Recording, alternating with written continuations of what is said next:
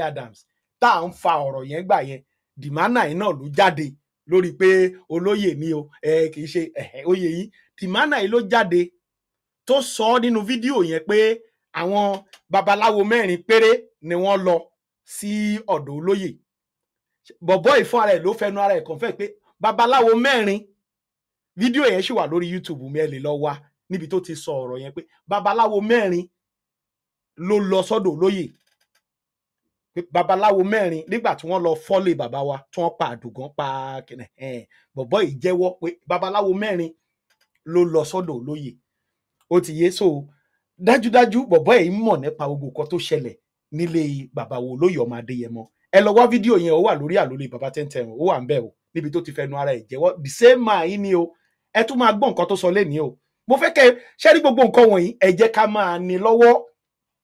Ẹ má kọ̀ jẹ́ ká máa fojú wò pé ẹ wo fi àwọn ẹ fa àwọn guys sílẹ̀. No, ẹ má jà fi wọ́n lẹ̀. Ẹ jẹ́ á máa mú ọ̀rọ̀ wọn nítorí ọ̀la náà ni. Torí tá bá ríra àbí tí a tún rí irú àwọn tá rí àwọn ọmọ wọn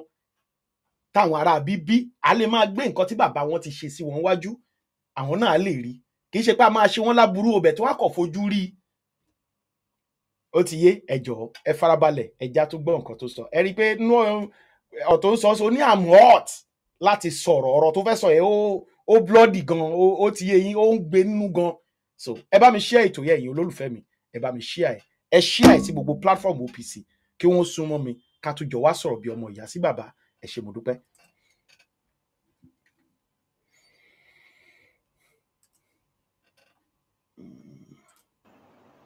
ẹ̀yin wótòwótò, ẹ̀yin wótòwọ́rọ̀, ẹ̀yin wọ́rọ̀wótò. Mo hot, I'm really hotting. Tí mo fẹ́ fi sọ yìí, tí mo ń sọ yìí. Kí ló dé tí gbogbo ọmọ Yorùbá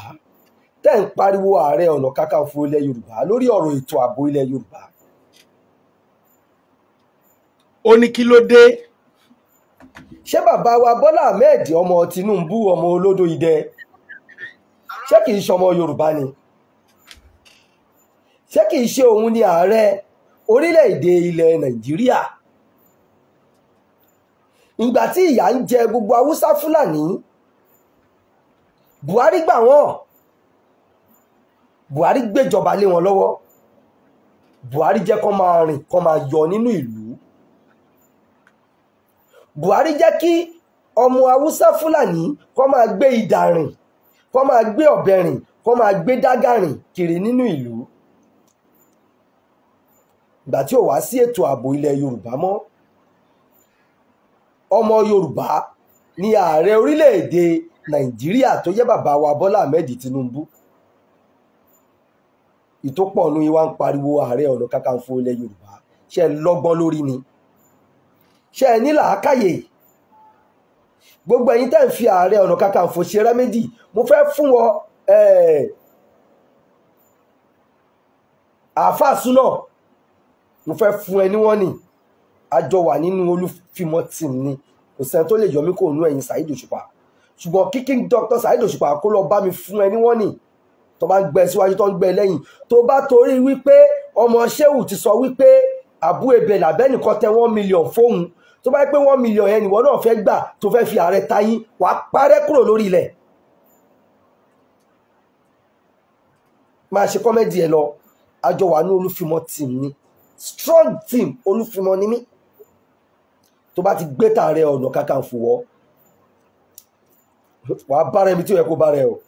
Mo dẹ̀ mọ̀ pé àwọn tó yẹ kó sẹ́ nígbẹ̀rẹ̀ pàkọ́ ti ń sin ẹ̀. Tọmọ Ṣéhù mo ti sọ fún, ó kéré sẹ́ni tí mo lè gbé sórí picture lórí program mi. Àwọn tí mo fẹ́ bá sọ̀rọ̀, àwọn tọ́rọ̀ kàn ni mo ti gbé wọn síwájú mi torí àgbà wo lèmi náà. Tó bá ń sọ̀rọ̀ ká jagun ilẹ̀ Yorùbá, òun fi Sunday Igboho òfin wí Ààrẹ Ọ̀nà Kakanfò ilẹ̀ Yorùbá.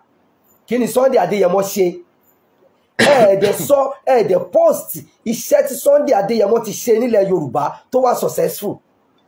Ẹni tó jẹ́ pé ó ń fẹnu já wáyà ni. Òun náà kò gbọ́n, kò ní làákàyè, ọgbọ́n orí ẹ̀ kéré. Jagunjagun ò kì í sọ̀rọ̀ tán. Ọ̀rọ̀ ló sọ tọ́lọ́jọ́ kìíní àná tó sọ̀rọ̀ sọ bótò. Mo tún máa kọrin Saheed Òṣùpá fún ẹ. Ìtàn bàbá ẹlẹ́yin ẹdìyẹ. tí Saheed Òṣùpá tó fi kọrin lọ́jọ́ kìíní àná, òun ni Sunday Igboho ṣe, òun náà fi wá ka mọ́lé lọ́jọ́ kìíní àná. Orí ẹ̀ tún wá yọ, kò tún wá mọ̀ pé orí yọ òun, ó tún sọ watawata. Ẹ gbọ́ nǹkan tí ó ń sọ lórí prógráàmù bàbá wa Kọ́lá Olóòtú. Ìwọ tó yẹ kó pam, tó yẹ kó kú, tó yẹ kó máa sàn kankan mọ́. Ṣé bí Yorùbá ṣe ń jagun nìyẹn? Ṣé Yorùbá máa ń ṣe wátàwótò ìwọ tó lè dá mi mú? Sunday Igboho ṣé o ti pàdé, ṣé o ti gbàgbé lóṣòdì lọ́jọ́ kìíní àná ni? Mo sì máa ń sọ, ẹ lọ bí Koko Zaria, ẹ lọ bí Sàrò, ẹ lọ bí, ta ni mo fẹ́ sọ yìí o, kí lorúkọ ọ̀gá wa National Union tó wà ní Sùúrùlérè yìí, máa rántí orúkọ ẹ̀ tí máa lọ. Tí ó bá sí pé notice point jẹ́ jagunjagun tó máa ń rò pé ọdẹ òkè ń pọdẹ ẹgbẹ́ ìjáyé, ìgbà tó gbé wọn Sunday Igboho wá sóṣòdì, ọmọ tó wà lọ́ndà mi Kasim just monitoring department wa ní Òṣòdì, òun ló là ẹ́ mọ́lẹ̀. Abó ti gbàgbé ni? Tó bá dàbí rọ debunk ẹ̀, àwọn tá a tún jọ̀gẹ̀ gan à ń wú ẹ̀ torí ọmọ lẹ́yìn wa ti là ẹ́ mọ́lẹ̀. Notice point ló gbà ẹ̀. Àwọn Sàrò, àwọn máa dárúkọ ogun wọn, ó ti pẹ́. Àwọn kan mọ̀rọ̀ tí mò ń sọ yìí, ẹ lọ bí Koko Zaria léèrè, ẹ lọ bí MC Musiliu ńgbà tó gbé wọ Sunday wá sóṣòdì ńgbà náà. Sunday Igboho lónírònú rẹ fílẹ̀ o, èèyàn mi ni o, ọmọ mi ni, ọ̀gá ló máa ń pe notice point. Ṣé ò lè dá wa ìmú ni? Orí wa gbé ẹ débì kan, o maintain champion ẹ, o wá ṣe bí wèrè kiri àárín ìgboro. Eléyìí tá à ń ṣe yìí, inú àwọn èèyàn máa dùn, inú àwọn ìjọba máa dùn, wọ́n tún ti ń gbà sí fúnra wọn. Ṣùgbọ́n ká tákù àwọn Fúlàní, ká lọ pa àwọn Fúlàní yẹn níjọba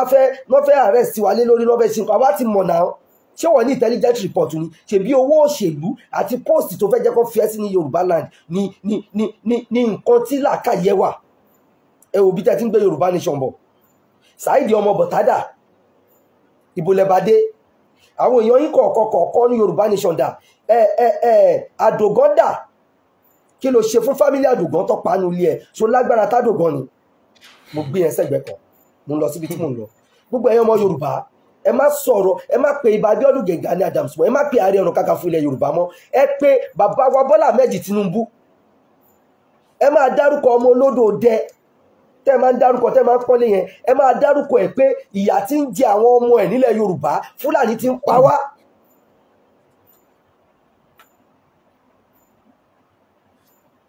Kí ló dé tá ń pe Ààrẹ Ọ̀nà Kakanfò?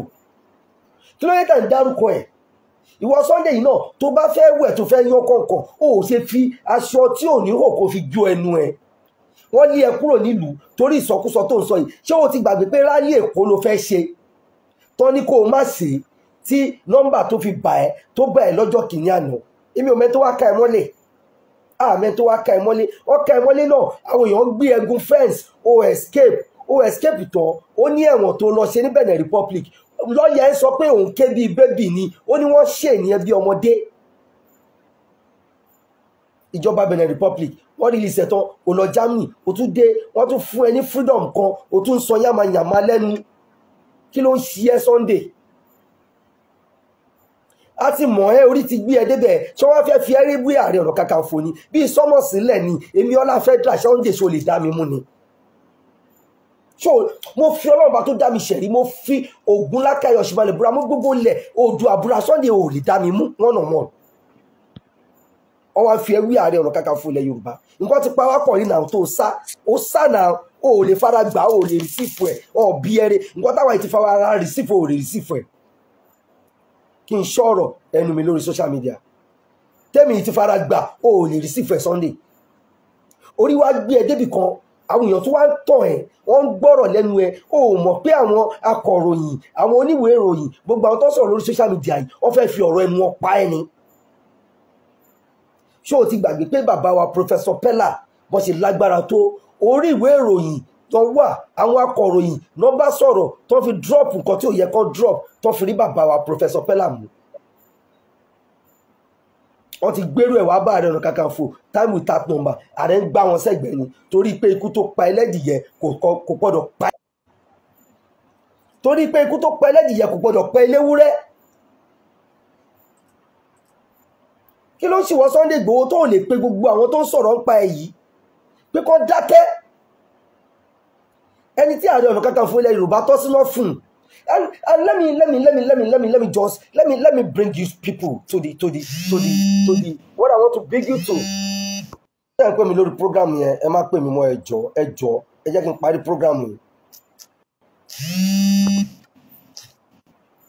Ẹ jọ̀ọ́ ẹ má pè mí mọ́ I'm on program ẹ ń wò mí ẹ dẹ̀ tún pè mí ẹ ṣe sùúrù fóònù tẹ́ ń pè yẹn ni mo fi ń ṣe program ẹ jọ̀ọ́ ẹ má pè mí ẹ jọ̀ọ́ mo rẹ́ni tó ń pè mí mo dẹ̀ ti rí pẹ̀lú mi lórí program ẹ má pè mí mọ́.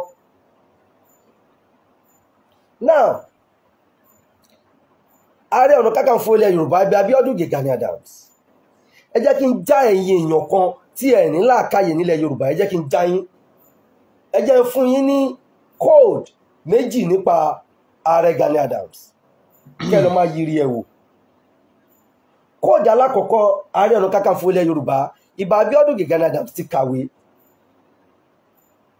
Ìbà Abíọ́dún Gani Adams, the man read history and he has masters in history. Ó ṣe history, ó ṣe politics and whatever we call this course méjèèjì yẹn tó súnmọ́ history àti politics ní Ààrẹ Ọ̀nà Kakanfò lọ ṣe ní LASU tó graduate ó tún ní masters lórí ẹ̀. Ṣé believe pé kò ti ka òfin tó di ilẹ̀ Yorùbá mú ni? Ṣé believe pé inú history kò ti ka ìwé? Yeah, ó read political science. God bless you. Political science ìkọ́nà àwọn ọmọ mi ló ń sọ fún mi number 4 ní ọmọ tí mo bí òun náà wà ní LASU nsìn òun ló ń sọ fún mi nsìn pé political science. Ààrẹ Ọ̀nà Kakanfò read political science ẹ wá ń fẹ́ kó jáde pẹ̀lú ìwé tó ti kà yẹn àti political science àti history tó ti ṣe yẹn ẹ wá ní kó jáde kó pull out pé òun fẹ́ lọ jagun fúnlẹ̀ Yorùbá. Ẹ tó bá ti sọ bẹ́ẹ̀ the person must be crazy. Ikú tó dẹ̀ pẹ́lẹ́dìyẹ kò gbọ́dọ̀ péléwúrẹ́. Mánu yìí ń sọ fún yín pé ẹ jẹ́ kí àwọn gómìnà ilẹ̀ Yorùbá pè wọ́n ó ní South West lòún jẹ́ Ààrẹ Ọ̀nà Kakanfò lé lórí Ààrẹ Ọ̀nà Kakanfò of Yorùbá land. Tẹ́ bá ní ìdí ẹ ṣe jẹ́ kí àwọn gómìnà ilẹ̀ Yorùbá kó pè kó kọ̀wé pè ó ti ń fẹnu ààrẹ sọ lórí social media everywhere pé gómìnà South West ẹ pè mí gbàmígbàmí lè róńgbà kì í gba mẹ́sẹ̀ mérò ẹ pè mí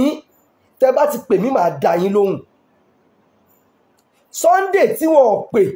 lọ́jọ́ kìíní àná tó ń fẹnu já wáyà ẹ̀yin èèyàn Yorùbá àtẹnu tóun náà ní tẹnu ẹ̀ ò gbé jẹ́ òun ló fi débi tó dé yìí.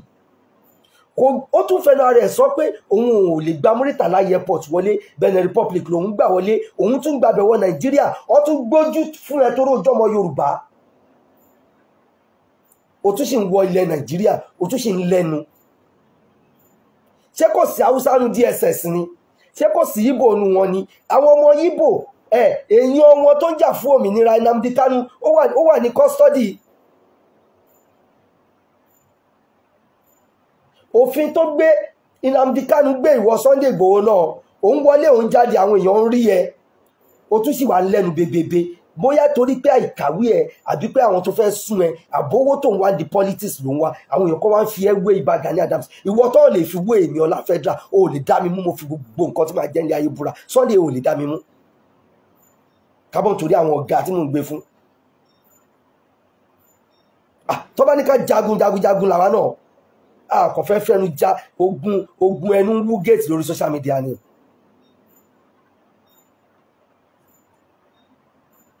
Mo kàn rí gbogbo àwọn èèyàn mo tún rí àwọn àfáà nílùú Ìlọrin ẹ̀yin àfáà Ìlọrin so ẹ lè bú Ààrẹ Gani Adams sínsìn ẹ lè sọ̀rọ̀ sí Ààrẹ Gani Adams sínsìn pé kó wá gbẹ̀yìn nílùú Ìlọrin nílùú Kwara lẹ́yìn tẹ́yìn àfáà ti fẹnu bàjẹ́ tẹ̀tí ń sọ wípé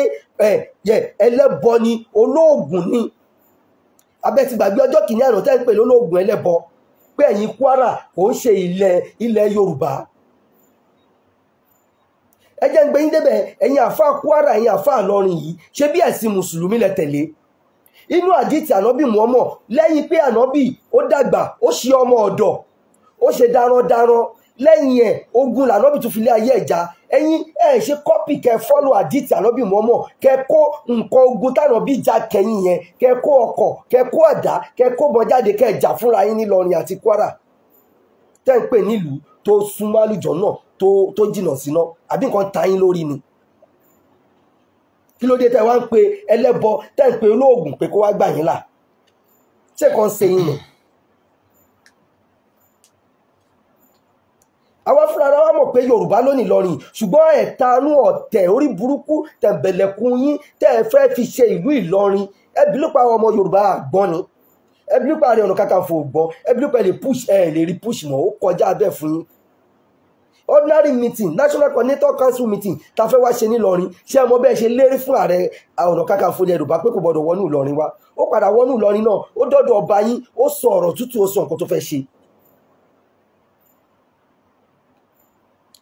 Agbègbè ibi tó ti ń pààyàn ní Kwara yìí, OPC ti fẹ́ wá ṣe meeting níbẹ̀, a ti fẹ́ gbé pàdé wá síbẹ̀, local government coordinator ọbẹ̀, ṣé a lè sọ nǹkan tó sọ fún Ààrẹ Ọ̀nà Kakanfò, ṣé a lè sọ lórí social media ni?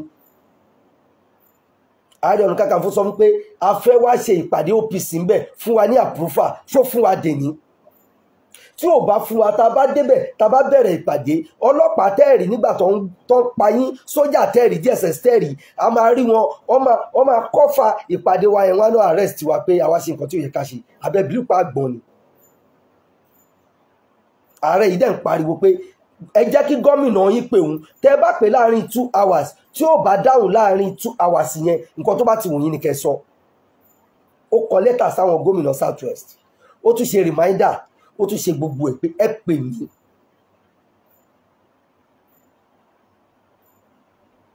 Ẹ kàn ń pariwo Ààrẹ Ọ̀nà Kakanfò, ẹ ṣe pariwo bàbá wa Bọ́lá Ahmed Tinubu, ṣe bá Àbújá ló wà, ṣe bọ́mọ Yorùbá ni. Buhari fún àwọn Haúsá Fúlàní, ó fún wọn ní privilege débi pé ìgbà tó wà lórí ìjọba ATS kò sí nǹkan tó lè ṣe nílẹ̀ Yorùbá. Mo lọ́mọ kan lágbègbè mi bíbá inú Àlímọ̀ṣọ́ local government area, àwọn Fúlàní ló pa, bí ò tiẹ̀ ń ṣọmọ OPC, àwọn Fúlàní gún lọ́bẹ̀ pa ni. Yorùbá fẹ́ react, ká tó rí 20 minutes gbogbo task force Lagos State ti kún síbẹ̀, wọn ò jẹ́ kọ́mọ Yorùbá react, wọn láwọn arrest Haúsá, ìgbóná gbé wọn lọ. Ẹ wá pariwo Ààrẹ Ọ̀nà Kakanfò ilẹ̀ Yorùbá, ẹ̀yin ọmọ Yorùbá yìí náà ni. Ìlú lẹwà nígbà tí Málàmí àbí kí lórúkọ ẹ̀ sọ pé torí OPC làwọn ṣe gbé Buhari wá pé kó wá kọ́ǹkà wa, ṣùgbọ́n ẹgbẹ́ tó lùwẹ̀ Elédùmarè dálẹ̀ ní ẹgbẹ́ OPC. Tẹ́ ẹ bá fẹ́ bú ààrẹ, tẹ́ ẹ fẹ́ sọ̀rọ̀ sí ààrẹ, ẹ kọ́kọ́ lọ sọ̀rọ̀ sí bàbá wa Bọ́lá Ahmed Tinubu pé bàbá wa Bọ́lá Ahmed Tinubu ó ṣe pé Ààrẹ Ọ̀nà Kakanfò ilẹ̀ Yorùbá pé kó dá sí ọ̀rọ̀ ètò ààbò yìí, tí ó bá wá dá sí, ẹ bú ààrẹ Gani Adams bó ṣe wù yín. Èmi fúnra mi mò ń fọwọ́ sọ̀yà, màá support yín láti lè jẹ́ ká bú ààrẹ Gani Adams. Ṣé ẹ tún rí pé nǹkan tí mo sọ kò yẹ kí n sọ, kò yẹ kí n sọ, torí pé nǹkan tó dá mi lójú ni. Ẹ jẹ́ ká jọ sọ kó jọ yé wa. Tí ìjọba àpapọ̀, ìjọba Èkó, ìjọba Kwara, ìjọba Ọ̀yọ́, ìjọba Ògùn, ìjọba Èkìtì, ìjọba Oǹdó, ìjọba Ọ̀ṣun tó bá ti pe ààrẹ Gani Adams, tí ó bá ti dá wọn lóhùn, tí ó dáhùn, màá support yín bú ààrẹ Gani Adams. Kí ló dé? Ẹ pariwo bàbá wa Bọ́lá Ahmed Tinubu, ẹ pariwo lé lórí ẹbú, torí àyè tán fílẹ̀ yìí Buhari ò fílẹ̀. Àwọn kan tí wá dé, wọ́n ní kí ni OPC ti ṣe nílẹ̀ Yorùbá, ìkà làwa Yorùbá, ìkà ni wá, nǹkan ń ṣe wá, àwa Yorùbá àdá èèyàn burúkú ni wá. A ti post gbogbo ẹ̀ lórí social media. Ẹ má gbàgbé pé ọ̀rọ̀ ìjà ọjọ́ kìíní àná nílẹ̀ Yorùbá, OPC Gani Adams ló gbèjà Yorùbá o. Ọ̀rọ̀ maitu jọ́kí àná tí Haúsá yọ ọmọ kékeré lẹ́yìn Yorùbá tó sọ sínú òróró tó fi ń dí àkàrà àti pop-off, ọmọ Yorùbá, OPC Gani Adams ló gbèjà yẹn o. Ọ̀rọ̀ Ṣàgámù torí bó ṣe rí, OPC Gani Adams ní o. Sunday Igboho tẹ́ ń pariwo yìí, ẹgbẹ́ ilé ẹ̀ ní kí ni mo ti fẹ́ pè kí lórúkọ ọbẹ̀ yẹn ní Ìbàdàn máa dárúkọ ọbẹ̀ yẹn tí àwọn Haúsá tó ń spark ńgbà yẹn tó ń jà ẹgbẹ́lé Sunday Igboho ni kò dájé kò já o OPC Gani Adams Ọ̀yọ́ state náà tún jáde tó ń lọ tako wọn o ẹ wá pariwo Sunday Igboho tí ó lè dá mi mú ó fọnú ṣẹ̀rì kò lè dá mi mú ó fi gbogbo títóbi nǹkan tí máa jẹ́ ṣẹ̀rì kò lè dá mi mú.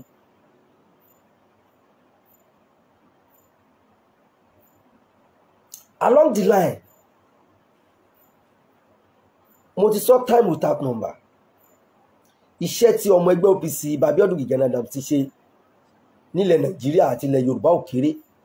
tẹ́ ẹ bá rántí ọjọ́ kìíní àná ní Ìkòròdú tó ní wọ́n mú mọ́tò truck tó kó ọta àbọn tó kúnnú truck àwọn ọmọ wa nígbẹ̀rígbẹ̀ ọmọ OPC Abiodun Gani Adams ló mú wọn àándo fa àwọn ọlọ́pàá lọ́wọ́ ọlọ́pàá fi wọ́n ṣe parade náà ẹ lọ bí ọlọ́pàá pé ṣé kìí ṣe OPC ló mú wọn.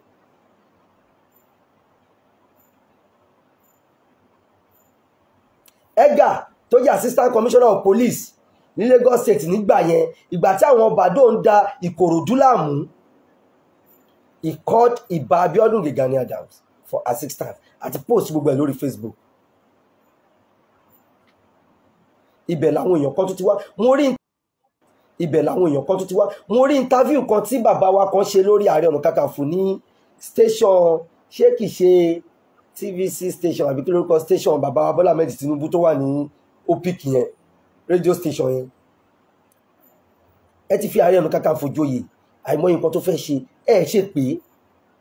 ẹ̀yin kan wá ní kó jáde ṣó yẹ kó rí bẹ́ẹ̀ gbogbo ẹ̀yin tẹ́ ń pariwo Gani Adams jáde Ààrẹ Ọ̀nà Kakanfò kí ló jà rẹ fún jẹ́ ń gbé ẹ débẹ̀ ìyàwó tó fẹ́ sínú ilé kíyàwó ẹ má gba àṣẹ lọ́wọ́ ẹ kó wá fi ilé ẹ lẹ̀ kó lọ lé àwọn òbí ẹ kó ló fẹ́ lọ lu wọn wí ṣó ní kí ṣó ní bínú ṣó ní bí pé ta ló gbàṣẹ lọ́wọ́ ẹ talk less of orílẹ̀-èdè tó lọ́ba tó níjòyè orílẹ̀-èdè tó ní constitution you people must be crazy láti máa pe Ààrẹ Ọ̀nà Kakanfò ilẹ̀ Yorùbá ó ti ṣe nǹkan tó yẹ kó ṣe ẹ mọye tí Ààrẹ Ọ̀nà Kakanfò ẹ mọye tó ná sórí ìwé ìròyìn lójúmọ́ lórí ọ̀rọ̀ ètò ààbò ilẹ̀ Yorùbá ẹ mọye tó ná sórí news pé kí àwọn ìjọba lè gbọ́ kán lè gbọ́ kán lè gbọ́ ó tún fẹnu ara ẹ̀ sọ ó ṣe interview pé ẹ pè mí ayé Ọ̀yọ́ empire tẹ́ ń sọ ń gbà yẹn ọba ló ń ṣígun fún Ààrẹ Ọ̀nà Kakanfò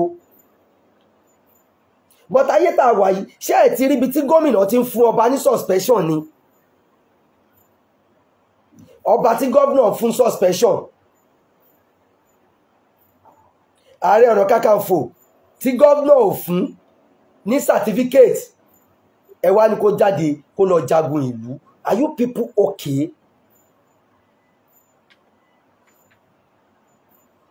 àwọn ọba ìlú ń sìn títí kan olórí ọba ilẹ̀ Yorùbá méjèèjì ta ní bàbá mi Ọ̀wọ́adé Aláàfin Ọ̀yọ́ àti bàbá mi Ọ̀jájá àti Ilẹ̀ Ifẹ̀ àwọn méjèèjì gómìnà ló fún wọn ní certificate àti ọ̀pá àṣẹ àtàdé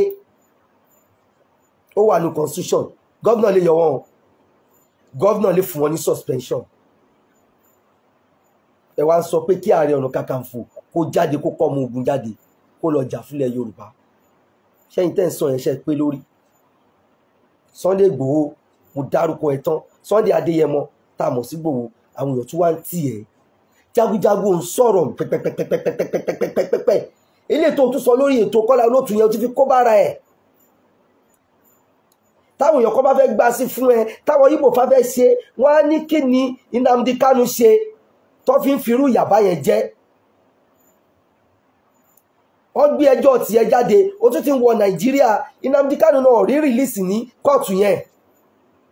ṣé o bìlí pé bàbá Bọ́lá Ahmed Tinubu wọn ò gbójú náà ọ̀rọ̀ ẹ náà ṣe ń rìlíìsì ẹ kó máa wọlé Yorùbá kó máa jáde ni ó yẹ kó ti gbé ẹ ó bá bẹ̀nẹ̀ wọlé o ó bá bẹ̀nẹ̀ wọlé o bọ́n ṣe ń rí ẹ ní ìlú Nàìjíríà ó yẹ kó ti gbé ẹ torí embargo ṣì wà lórí ẹ o kì í ṣe jagunjagun ọ̀lẹ ni ẹ coward ni ẹ o tún wá ń bẹ̀bẹ̀ kọ́ gbé kinní kan kó lórí mi tó bá mọ̀ pé jagunjagun ni ẹ kò yẹ kó o bẹ̀bẹ̀ ó yẹ kó o kú tán kó fẹ̀mí ẹlẹ́tàn kó o wọ ìlú Ìlọrin yẹn lọ kó lọ claim kan tó fẹ́ claim ní Kwara ni bàtọ́ declare Ọ̀túnba Gani Adams nígbà yẹn kò tí jà rẹ̀ for wanted kò bẹ̀bẹ̀ o wọn ò tún rí mú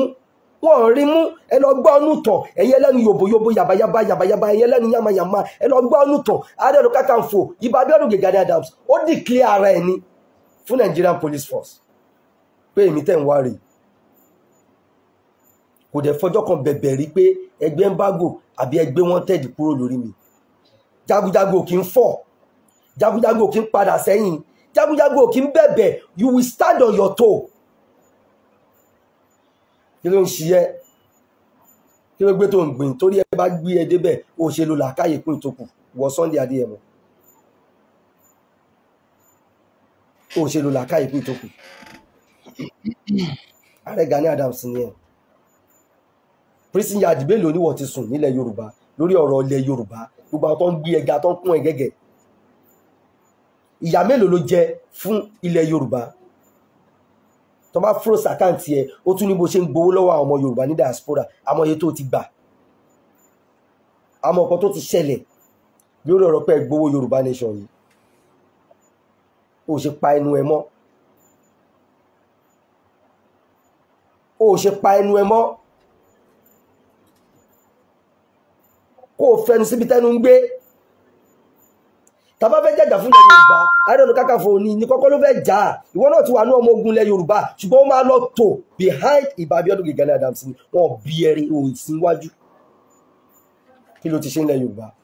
post it out èmi ti sọ bíi mẹ́rin márùn tí OPC ti ṣe tí Ìbà Abíọ́dún Gani Adams ti ṣe ilẹ̀ Yorùbá fún wa ní jẹ́ káwọn èèyàn ẹ tó sọ̀rọ̀ lórí social media jẹ́ kó sọ nǹkan márùn tó ti ṣe lórí ilẹ̀ Yorùbá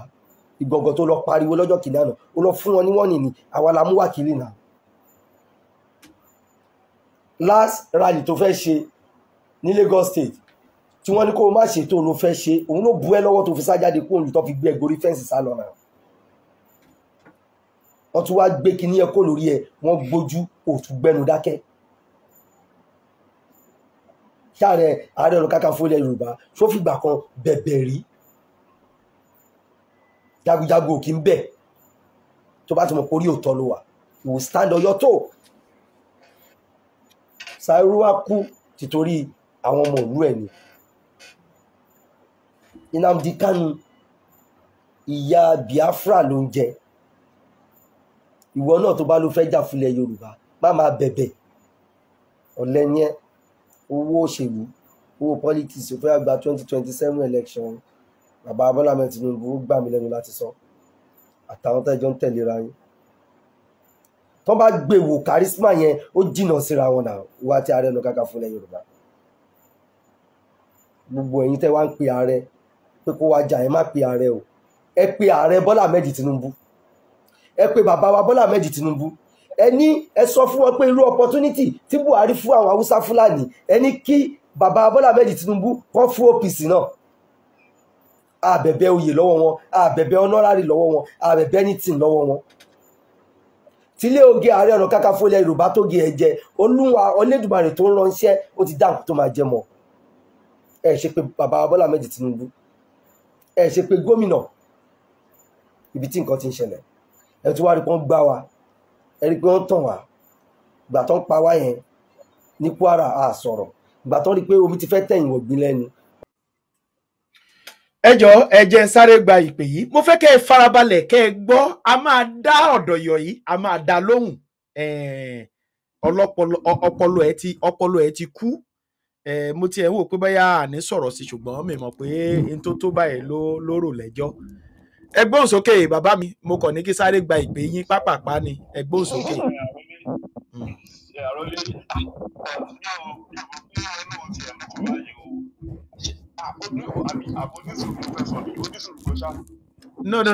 no à ń ṣe náà ni a fẹ́ fúlẹ́sì náà ni a gbọ́dọ̀ ṣe sùúrù ẹ gbóhùn sókè bàbá mi.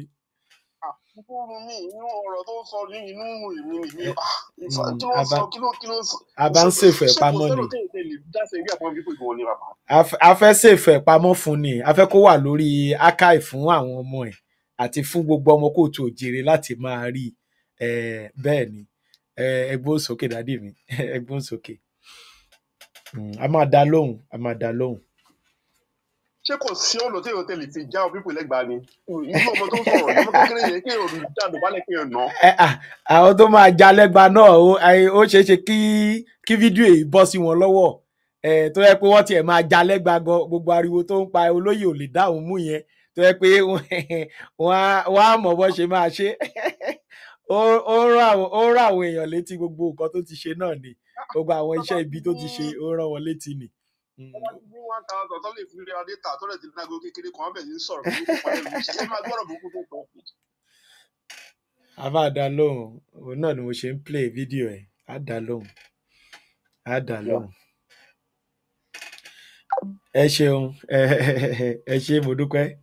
ẹ jẹ́ kó máa sanwó tòwúrò ẹ̀ lẹ́jà máa gbọ́ ẹja máa gbọ́. wọ́n ṣe wà kó sójà wọlé síbẹ̀ wọ́n kó ní. a fẹ́ kó sọ ní sọ pé kí ló dé tí a fi play ẹ̀ kí gbogbo ọmọ kóòtù òjìrì ó gbọ́ ó bá dà pé a kò short ẹ̀ a fẹ́ kó tẹ́rẹ̀ ẹ̀ lọ́rùn pé òun sọ gbogbo ẹ̀ síta kó tẹ́rẹ̀ ẹ̀ lọ́rùn. wọlé síbẹ̀ ọtí ìgbà tó kọ́kọ́ bẹ̀rẹ̀ yẹn kí ló dé tí gómìnà ò lè kó wọlé àwọn tó kó wọlé sí wọn sí bẹ̀ wọ́n tún wá lo àlùmọ̀kọ́rọ́ ikọ̀ fún wa wọ́n náà àwọn ti arrest àwọn tó ń pààyàn bẹ̀ yẹn gbogbo àwọn tá a rí tó arrest lókè òkun ṣé wọ́n fún wọn ní amnesty ní òkè ọya ṣé wọ́n fún wọn ní amnesty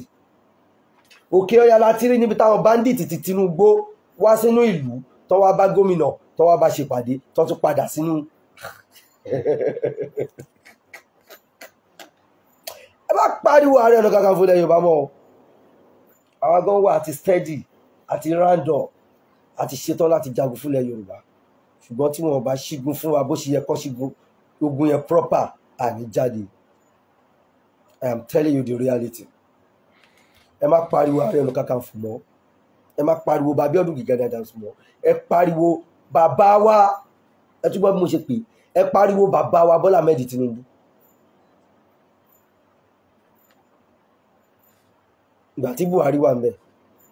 Haúsá ló Fúlàní ló ń pa wá Yorùbá tó wà ń bẹ Haúsá Fúlàní ń pa wá ẹ sì jẹ́ bí Yorùbá ṣe wà yìí káwa Yorùbá náà káwa fèsì wọn padà káwọ bóyá wọn máa dúró àbọ̀ mi dúró wọn á sákọjá nìjẹ́ tí nǹkan ti wà ńlẹ̀ tí plan ti wà ńlẹ̀ tí strategies ti wà ńlẹ̀ ta ló lẹ́nu láti lè sọ̀rọ̀ ẹ wo gbogbo ọba over 5,000 ọbas in Yorùbá land ta ló lè sọ̀rọ̀ lórí insecurity nínú àwọn ọba wa nílẹ̀ Yorùbá ẹ sọ̀rọ̀ lọ́bẹ̀ wọn ò ní sọ̀rọ̀ mọ́ àwọn ọba tó ń gba sálárì tó ń gba certificate látọwọ́ ìjọba wọn ò lè sọ̀rọ̀ tó rán ọmọ bó ṣe ń lọ ẹ wá ń pariwo Ààrẹ Ọ̀nà Kakanfò tí ẹ fún ní ọ́fíìsì ní Yorùbá land tí ẹ fún ní security food tí ẹ fún sálárì gọ́vnà tó bá ń sanwó fún Ààrẹ Ọ̀nà Kakanfò kó jáde kó wá sọ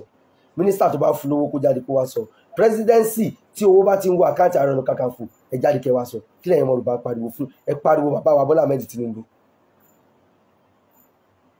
ṣùgbọ́n àwọn ọmọ ẹgbẹ́ OPC Abiodun Gani Adams àti rẹ́dì lórí pé a fẹ́ jà fún ilẹ̀ Yorùbá ṣùgbọ́n ẹ jẹ́ ká gbọ́ ìpè bó sì yẹ ká gbọ́ for example tí òbí ọmọ tó bá wà níbì kan táwọn ọmọ kéékèèké bá tó 2 3 4 tó bá ń ṣeré tọmọ yẹn bá kọ gbórúkọ ẹ̀ á padà wá á ní my mommy or my daddy ṣe é pè mí tí ẹ bá ní mi ìpè tí bàbá ẹ bá ní mi ìpè á padà síbẹ̀ ẹ sọ fún àwọn gómìnà wa ẹni kó pe Ààrẹ Ọ̀nà Kakanfò bí ẹ ṣe ní kó jáde ààrẹ ò lè jáde Ààrẹ Ọ̀nà Kakanfò ayé àtijọ́ tí gbogbo yóò ti dàyé bá tí bàbá yóò ti dàyé bá tẹ́ ń gbọ́ tán ẹ̀ bá Ààrẹ Ọ̀nà Kakanfò ayé àtijọ́ ṣe ń jáde kọ́ nìyẹn àṣẹ ní Ààrẹ Ọ̀nà Kakanfò ayé àtijọ́ fi ń jáde ọba Aláàfin Ọ̀yọ́ ló máa ń pàṣẹ fún Ààrẹ Ọ̀nà Kakanfò láti ṣígun ṣùgbọ́n a ti wà ní democracy room ẹ sọ fún àwọn gómìnà South West wọ́n pe Ààrẹ Ọ̀nà Kakanfò Ààrẹ Ọ̀nà Kakanfò ti kọ lẹ́tà sí wọn ó ṣe reminder ó pariwo lórí rédíò ó pariwo lórí social media ó pariwo lórí tẹlifíṣọ̀n kí lẹ fẹ́ kó tún ṣe tó bá wá pè tí ò bá dáhùn ní kẹ́ ẹ bù náà àbórí yín tí ò rí yín pè ṣá gbogbo ẹ̀yin bloggers Sunday Igboho àlùfáà súnà ọmọ ṣéwù tó ń lo ohun Buhari yẹn àtẹ̀yìn tó kù tẹ̀ tún bọ̀ ẹ ṣọ́ra yín o ẹ ṣọ́ra yín eléyìí ó kàn yín ẹ máa jẹ́wọ́ yín lọ lórí social media ìjàngbara ilẹ̀ Yorùbá lélẹ̀ yẹ kéré sí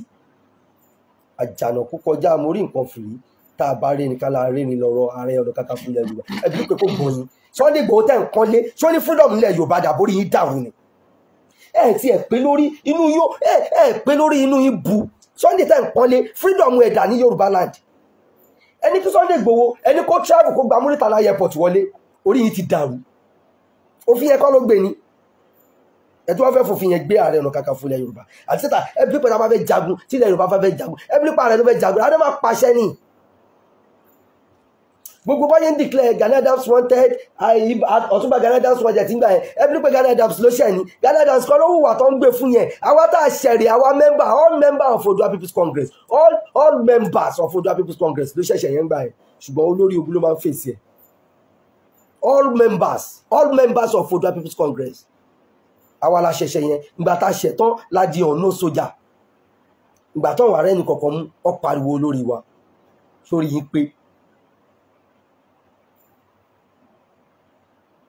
ọmọ Yorùbá ẹja ṣọ́ra wa ẹni tó máa fẹ́ forí ẹgbẹ̀pẹ̀ alálẹ̀ tí ó fẹ́ gbégun alálẹ̀ ẹ fi ẹnu yín síbi tẹ́nu ń wà o tó bá mọ̀ kó fẹ́ ṣe bó ṣe yẹ kó ṣe lórí social media lọ gbowó ẹ lórí social media lọ pawó ẹ lórí social media lọ ṣe bó ṣe wẹ̀ lórí social media tó bá bá ọ̀rọ̀ ìbàbí ọdún Gani Adams wá gbá wotowoto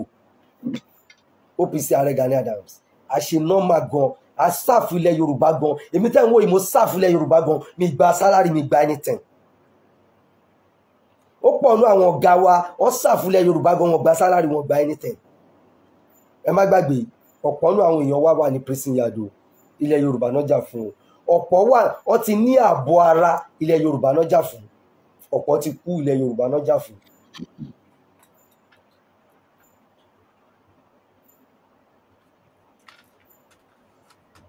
kí ló dé tẹ̀ ń pariwo Ààrẹ Ọ̀nà Kakanfò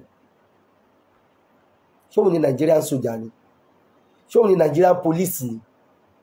ṣé òun Nigerian air force ni ṣé òun Nigerian navy ni ẹ̀tún ti gbọ́ nǹkan tó ń lọ lórí Àmọ̀tẹ́kùn ní Ọ̀ṣun state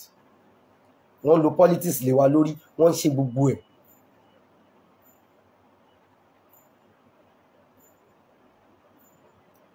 yes this guy was telling me something Tijani Aremu I need to talk to you let me just read your comment Mr. Man you need to call for peace not to cause hulabox against Ààrẹ Ọ̀nà Kakanfò is an error and against Sunday Adeyemo Igboho is a living legend too my man yes Sunday Igboho is a living legend but wọ́n fọ̀rọ̀ ẹnu kó bá òun náà tomorrow sọ to tell you the reality ìgbà táwọn èèyàn ẹ̀ ń sọ̀rọ̀ tó ń bú ọ̀gá tàwa tó ń bú ọ̀gá mi tó ń bú Ààrẹ Ọ̀nà Kakanfò yẹn ẹnikẹ́ni má sọ̀rọ̀ I have to talk my man Mr. Tijani Aremu I have to talk and I need to talk and I need to say the reality. ọjọ́ kìíní àná tí Sunday Igboho wá sílé ààrẹ bá sọ òótọ́ ọ̀rọ̀ ká ló gbọ́ òótọ́ ọ̀rọ̀ tí ààrẹ bá sọ ń gbà yẹn ni wọn ò ní wá ààrẹ sí ẹ̀ wọn ò ní kógun wálé ẹ̀ wọn ò ní ṣe nǹkan tó ṣe fún yín fún. ẹ bìlí pé nǹkan tí Sunday Igboho ń ṣe kiri ìlú yẹn ẹ bìlí pé ó mú fún Ààrẹ Ọ̀nà Kakanfò ni kò mú fún ẹ lára ọmọ ogun ilẹ̀ Yorùbá ni wọn ò lè gbé sórí Ààrẹ Ọ̀nà Kakanfò I'm telling you wọn ò lè gbé sórí ẹ̀ ṣòkòrí jìnnà sọ́rẹ́ sọ́nà jìnnà sílẹ̀ Sunday ṣe jáde ni ààrẹ ti jáde ní 25 years ago lààrẹ ti ń jáde ló ti ń fight fún ilẹ̀ Yorùbá kó tó di Ààrẹ Ọ̀nà Kakanfò but Sunday fúnra ẹ̀ ò dákẹ́ ẹnu àwọn followers ẹ̀ ò dákẹ́ ẹnu ẹ wá ní káwa dákẹ́ Mr. Tijani Aremu I'm not causing him he's a brother to me he's my colleague he's a friend of mine I've met him time without numbers mo sọ kọ́kọ́ lórí ètò yìí Sunday Igboho ti fẹ́ wá ja ìjà kan lóṣòdì bẹ́ẹ̀ yẹn rí àwọn ọmọ mi náà là mọ́lẹ̀ wọ́n fẹ́ ṣe nǹkan fún àwa la escape ẹ̀ ẹbí léèrè kálá ní ìkùnsínú pẹ̀lú ẹ̀ ni a máa jẹ́ kán ṣe nǹkan tí ó yẹ kán ṣe fún ẹbí léèrè ní Òṣòdì ń bẹ̀ yẹn ẹ lọ bí Koko Zaria ẹ lọ bí Talo ó ṣojú MC ó ṣojú Sàrò ó ṣojú kí ni mo fẹ́ dárúkọ ọ̀gá wa tó wà ní Surulere mọ́ kínní yìí Jepron ẹ lọ bí Fẹ́mi Jepron notice point ló padà escape Sunday Igboho àpá àjẹkọ́ pa a mọ̀ pé jagunjagun ni wà a mọ̀ pé jagunjagun lòun náà ẹbí Sunday Igboho fún rẹ̀ tí n bá ti parọ́ ògùn lákàyé ni kó dájọ́ láàrin èmi àti ẹ̀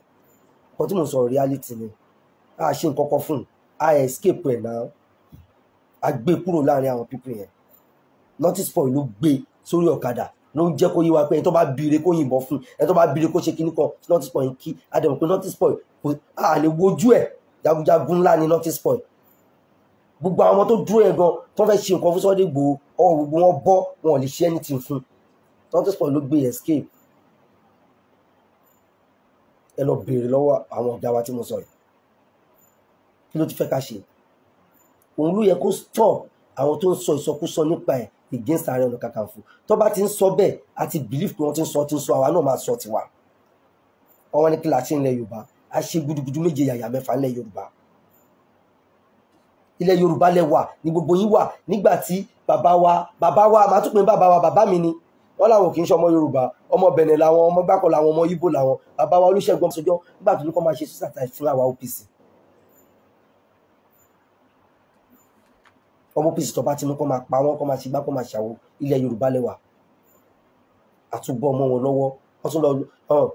wọ́n lọ gbé Buhari wá torí kọ́lé kan kà wá OPC wọ́n wá fẹ́ máa fi Sunday Igboho wọ́n fẹ́ máa fi kọ́va Ààrẹ Gani Adams wọ́n fẹ́ máa fi dànkọ́rú ṣé Sunday Igboho gan fúnra rẹ̀ ò mọ̀ pé wọ́n fẹ́ divert attention wa kó mi tó yẹ kó divert ẹ̀ sí wọ́n fẹ́ fi òun ṣe kinní yẹn ṣé kò yẹ kó lè kọ́ gbogbo ètò ọ̀dà ẹ má sọ pé mo dá nǹkan tó yẹ kí n dá lẹ́lẹ́ o òun gan náà fún rẹ̀ ó dẹ̀ ń sọ̀rọ̀ jẹnu lọ tí ó bá ń ṣe bẹ́ẹ̀ mi ní sọ yìí please sir Ààrẹ Dr. Ọ̀túnba Rasaq Balógun Arógundádé Saddam OPC New Era President worldwide no Saddam no OPC Google it máa fún ẹ lẹ́sìn Saddam tó sọ yìí lára ọmọ Ààrẹ Ọ̀nà Kakanfò ilẹ̀ Yorùbá ni lára àwọn security Gani Adams ni so lápá àbíkan mo gbé fún un lápá kejì kó má bẹ̀ wá àtẹ̀yìn àtàwọn ọmọ ẹ̀ má bẹ̀ wá ṣe mọ̀ pé mo ti respect ìyẹn lọ bẹ́ẹ̀ lórí comment ẹ̀ kò jẹ́ bó ṣe jẹ́ ó ní wẹ́ra o kò ní wẹ́ra o ọ̀dọ̀ Ààrẹ Gani Adams ló ti kúrò àwa mọ̀ bí àmọ́ ìpínlẹ̀ Arógundádé tẹ̀ ń sọ yìí àmọ́ ìpínlẹ̀ àmọ́ bó ṣe jẹ́ tí Ààrẹ Gani Adams bá ṣíwájú tí olóyè Sunday Igboho òòṣà bá pẹ̀lú wọn wàláì ọ̀tá Yorùbá kò ní dúró rárá wàláì it is true Mr. Saidi ta ló sọ̀rọ̀ yẹn Tijani Aremu God bless you but Sunday Igboho doesn't want to cooperate with Ààrẹ Gani Adams Sunday Igboho doesn't want to look at the constitution of the Yoruba of the Nigeria constitution òfin ilẹ̀ Nàìjíríà ni Ààrẹ Gani Adams ń tẹ̀lé ẹbílí pọ̀ lẹ́ni ẹmọ ọkọ̀ tó ti ṣe fún ni ẹni tó ti fẹ́ fi aeroplane gbé tó ti jẹ́ pé aeroplane yẹn ojú ọ̀nà ó gbọ́dọ̀ crash abẹ́ ti gbàgbé aeroplane ọjọ́ kìíní àná ti ṣe sosoliso ni àbí ti soba àbí kí lórúkọ ẹ̀ Ààrẹ Gani Adams ló yẹ kó gbé ó dásẹ̀ wọ ẹnu náà plane yẹn gbà yẹn ó gbẹ́sẹ̀ padà ó lóun ò ní wọ plane yìí pé kó fi plane òun ìmí ìgbéhun nígbà tí wọ́n arrest ẹ̀ gbà yẹn ẹ lọ gbọ́ story yẹn plane crash tó yẹ kí Ààrẹ Gani Adams wọ̀ òun ló lọ crash sí is it not ṣé Àgbàdo crossing àbí ibo ni plane yẹn lọ crash sí ẹ tí mo pẹ́ tọ́lọ́run rán ni ó lójú inú wọ́n ti set aeroplane yẹn lẹ́dí ó yẹ kí olóyè Sunday Igboho farabalẹ̀ ni ó wá sí ààrẹ ńgbà yẹn ààrẹ bá sọ̀rọ̀ tó bá láàrẹ Ọ̀nà Kakanfò ó máa ní àwọn ìletò ó máa ní balógun lára àwọn balógun ní Sunday Igboho ló yẹ kó jẹ́ kó dẹ̀ máa jẹun ẹ̀ lọ ṣùgbọ́n ó fẹ́ claim glory tí ò ṣe tiẹ̀ ó tún fẹnu ó sọ̀rọ̀ jù ẹ bá sọ̀rọ̀ ààrẹ ò lé o ààrẹ ò bàjá àgbá òfìfo ní Sunday Igboho asán ẹnu ló bẹ́ẹ̀ náà ni ṣẹ́rí jagunjagun kì í lérí nǹkan tó fẹ́ ṣe ò ní sọ lórí social media gbogbo àwọn nǹkan tó sọ ń gbà yẹn à ń yìnbọn fún yín látẹ̀yìn ni ẹ ní dìbò Bọ́lá Ahmed Tinubu ò ní wọlé Bọ́lá Ahmed Tinubu yẹn ló wọlé ń sìn ló tún bẹ̀ ń sìn yes ó tọ̀rọ̀ ni mò ń sọ ẹ jáde bára wa sọ̀rọ̀ lórí life yìí ó tọ̀rọ̀ ni mò ń sọ mi ìbú Sunday Igboho is my colleagues kí ni mo fẹ́ bu fún is my person ilé bú náà alábẹ́dẹ́ òòṣà ọmọ Ààrẹ Ọ̀nà Kakanfò gbogbo ilẹ̀ Yorùbá mo kí ẹ o àdíǹjẹ ara máa jẹ́ fún ẹ my brother báwo ni gbogbo Ògbómọ̀ṣọ́ ẹ bá mi kí bàbá wa Ṣọ̀ún ẹ bá mi kí wọn o. Yes, the plane crashed at Jagabansa because of Yorùbá lọ sọ fún Buhari pé kó gba iṣẹ́ pipeline yẹn ṣe ti gbọ́ bọ́rọ̀ pipeline ṣe rí nìyẹn owó tẹ̀ ń bílù pa àgbà lọ́wọ́ Jonathan Buhari ló sọ fún wa Buhari ló sọ because ó bá fáìlì yẹn lọ́fíìsì gazette dẹ̀ ti wà lórí ẹ̀ wọ́n gbọ́dọ̀ sọ Buhari wá lóun ò lè san iye tí Jonathan tó sáìn yìí Buhari wá san bóyá bíi 5% tiẹ̀ àbí ó dà pé 5% náà ni kí lẹ tún fẹ́ ká ṣe ẹ nítorí ẹ ní a destroy Yorùbá land bàbá wa Bọ́lá Ahmed Tinubu náà ṣé wọ́n tún ilé ṣe bó ṣe yẹ kán ṣe ṣọ́kọ́ mọ́ OPC mọ́ra bó ṣe yẹ kán kó ṣùgbọ́n ní àgbà ló ń gbà táwa OPC bá tẹ̀ wá ń bínú sí wọn gbà yẹn pé wọ́n ṣe nǹkan tó yẹ kán ṣe ṣùgbọ́n làgbàlagbà ìgbà tó OPC yìí máa bẹ̀rẹ̀ bàbá wa Bọ́lá Ahmed Tinubu wà ní àwọn tọ́jọ́ start OPC ṣùgbọ́n ọmọ lẹ́yìn MKO Abiola ni wọ́n ṣebí torí MKO Abiola la ṣe dá OPC sílẹ̀ káwá nípa OPC ń ṣe bákan ṣé kò yẹ kí bàbá wa Bọ́lá Ahmed Tinubu fi àgbà tó wọ́n ti wà nú ẹni tó sọ rí nínú pépà pé I don't believe in one Nigeria Bọ́lá Ahmed Tinubu ti sọ don't ever go where you don't want to go ẹ má ẹ̀ka tuṣu dé sálẹ̀ kòkò ìgbà tó OPC gbéra tó ń gbà yẹn ní 1994 bàbá wa Bọ́lá Ahmed Tinubu wà nú ẹ̀ o Ààrẹ Ọ̀nà Kakanfò ilẹ̀ Yorùbá Ìbà Abíọ́dún Gani Adams pẹ̀lú bàbá wa Bọ́lá Ahmed Tinubu wọ́n jọ wà nígbà yẹn ni o tẹ́ bá fẹ́ mọ nǹkan tí gap fi wà láàrin wọn ẹ lọ bi àwọn méjèèjì ọjọ́ wà nígbà yẹn ni comment tí mo rí bí báyìí ni mo tún dáhùn lé lórí nsìn well done my brother I have clinical here well done my brother I love you your wisdom Ààrẹ Gani Adams every governor of the state is the first chief security of their state. Ẹ̀yin olólùfẹ́ mi mo rí pé arákùnrin wa yìí ó ti sọ àwọn ọ̀rọ̀ tí ó ní kókó lẹ́yìn ọ̀dọ̀ tiẹ̀ jáde mo wá fẹ́ dá a lóhùn sí àwọn ọ̀rọ̀ tí ó sọ kalẹ̀ nítorí èní kọ́ nítorí ọ̀la ni iṣẹ́ pọ̀ lóríṣiríṣi tó yẹ kí n gbé jáde látàrí gbogbo nǹkan tó ń ṣẹlẹ̀ nílẹ̀ Kóòtù Òjìrè lọ́wọ́lọ́wọ́ ṣùgbọ́n bí mo ṣe ń gbìyànjú láti má sọ̀rọ̀ lórí fídíò yìí bẹ́ẹ̀ ni ọ̀pọ̀lọpọ̀ àwọn èèyàn wa kàn ń sẹ́ǹdì ẹ̀ sí mi pé àrólé dá arákùnrin yìí jẹ́ á bá sọ̀rọ̀ ìdí nìyí tí mo fi wá wò pé bó ṣe ń lọ yìí a nílò láti bá arákùnrin yìí sọ̀rọ̀ ó pe ara ẹ̀ ní Adé Federal arákùnrin tó pe ara ẹ̀ Adé Federal tẹ́ ń wò níwájú mi yìí òun náà ṣe ká sọ wípé fẹnu wú tírẹ́ẹ̀nì ni àbí fẹnu wú tírélà àbí ó mọ̀ nǹkan tó ń sọ arákùnrin yìí ló jáde ní ọjọ́ bíi mélòó kan sẹ́yìn nígbà tí wọ́n ní bí ọdún díẹ̀ sẹ́yìn nígbà tí wọ́n yabo ilé olóyè ọmọ Adéyẹmọ arákùnrin yìí ló jáde tó ní babaláwo mẹ́rin ni wọ́n lọ sílé olóyè láti lọ àtáàkì ẹ̀ mo kàn tún ní kí n tún pe àkíyèsí yín kékeré sí yẹn láti mọrú èèyàn tí arákùnrin yìí jẹ́ ju gbogbo ẹ̀ lọ Adé Federal mo fẹ́ fi àkókò yìí sọ fún ẹ wípé gbogbo ọmọ Kóòtù Òjìrè wọ́n ń sọ nísọ wípé kó lọ sọ fún ọ̀gá ẹ Gani Adams láti gbé oyè Ààrẹ Ọ̀nà Kakanfò sílẹ̀ mo ti sọ ọ̀rọ̀ yẹn bí ọjọ́ bíi mélòó kan sẹ́yìn nígbà tí ẹni tó jẹ́ bára ẹ̀yìn jíròrò tóun náà jáde yẹn ọ̀gbẹ́ni Dáúdà. Mo dẹ̀ tún repeat ọ̀rọ̀ yẹn sí ẹ̀ ń sìn torí pé mo rí i pé tí ọ̀pọ̀lọpọ̀ èèyàn bá ti jáde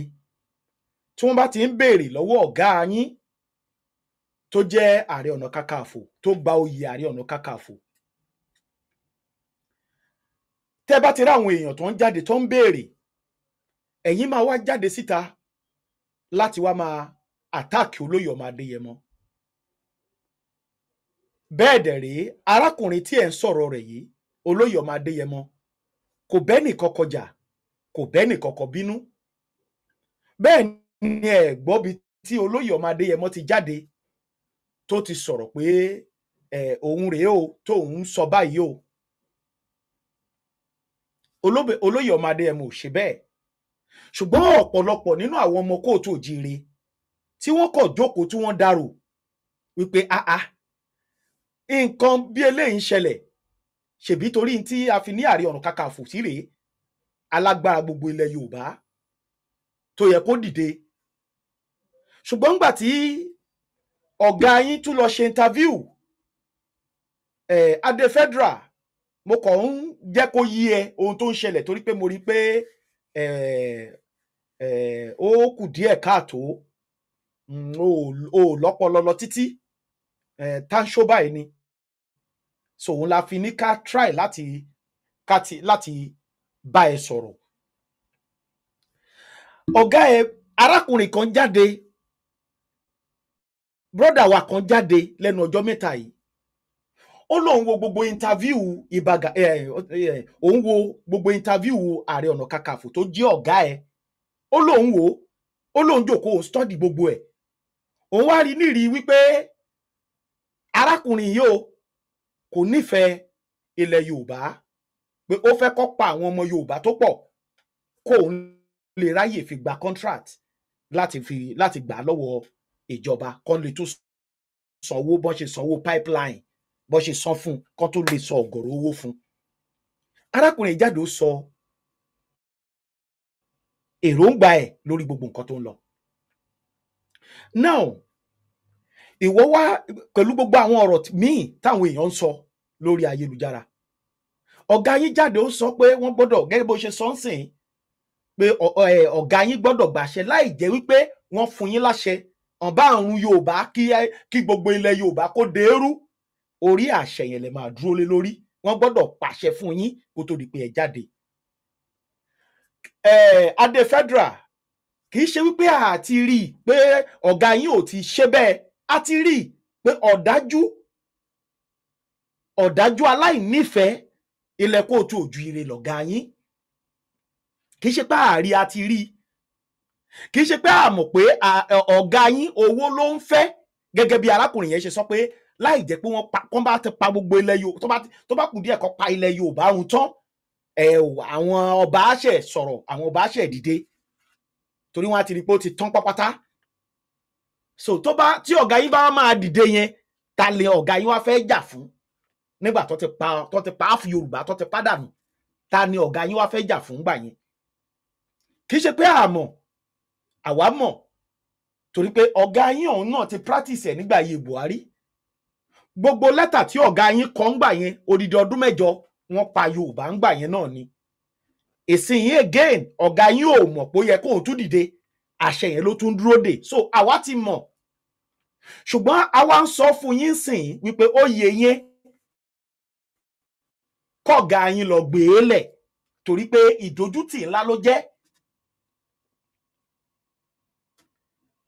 Now gbogbo àwọn ọmọ kóòtù òjíire tó ń béèrè ọ̀rọ̀, ẹ torí bẹ́ẹ̀ ẹ̀ ń jáde síta. Tẹ́ bá wá jáde, olóyè Ọmọ Adéyẹmọ lẹ máa direct ẹ̀ sí. Ó wá sọ̀rọ̀ lẹ́ẹ̀kan, orí kí ló dé tí gbogbo àwa ọmọ kóòtù òjíire lágbàáyé fi ń pe Gani Adams. Mo ti sọ̀rọ̀ inú program mi, màá tún sọ lójú Adé Federal. Ìdí tí gbogbo ọmọ kóòtù òjíire tó fi ń pe Gani Adams ni pé Gani Adams ló gbé oyè Ààrẹ Ọ̀nà Kakanfò gbogbo ilẹ̀ Yorùbá, ló gbé lọ́wọ́. Ńgbà tó dẹ̀ gbé lọ́wọ́ dòun ló fẹnu ara ẹ̀ sọ́nà lẹ́ẹ̀kan o, oní ọba oní kì í ṣe pé gọ́ọ̀mẹ̀ntì kan ló fún ní certificate torí pé oyè yẹn ti wà kí gọ́ọ̀mẹ̀ntì tó dé ṣùgbọ́n wọ́n gbé fún ààrẹ wọ́n gbé fún Gani gbà á ó ṣe Ṣàngó tó ń gbé fún kì í ṣèjọba ló gbé fún ilẹ̀ kóòtù òjìire tí wọ́n ti ń pa àwọn èèyàn inú wọn gbé fún dẹ́nà Ààrẹ Ọ̀nà Kakanfò tó jẹ kì í ṣe tìjọba tí ilẹ̀ kóòtù òjìire ni láti dìde dẹ́nà oyè Ààrẹ Ọ̀nà Kakanfò Ààrẹ Ọ̀nà Kakanfò kì í gbàṣẹ lọ́wọ́